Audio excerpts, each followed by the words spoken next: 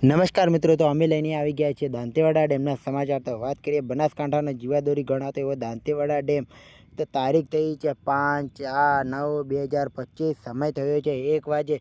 તો બનાસકાંઠાના જીવાદોરી ગણાતો દાંતેવાડા ડેમ ઉપર એક નજર નાખીએ તો દાંતેવાડા ડેમ ઉપર મોડી રાતે સારો વરસાદના કારણે પાણીમાં જોવા મળ્યો છે વધારો। હવામાન વિભાગની હજી પણ આગાહી છે, તો જેવો પણ વરસાદ થશે એવો આવકમાં વધારો જોવા મળશે એવો વિડીયો અમે અપલોડ કરી દઈશું। તો વાત કરીએ હવે આવકની, તો 2792 ક્યુસેક પાણીની આવક ચાલુ છે મિત્રો। અને સપાટીની વાત કરીએ તો 585.35ની સપાટી પાણી પહોંચી ગઈ છે મિત્રો। તો બનાસકાંઠાનો જીવાદોરી ગણાતો દાંતેવાડા ડેમ આપણને ભરાતો લાગે એવું લાગી રહ્યું છે। અને ભયજનક સપાટીની વાત કરીએ તો 604 છે મિત્રો।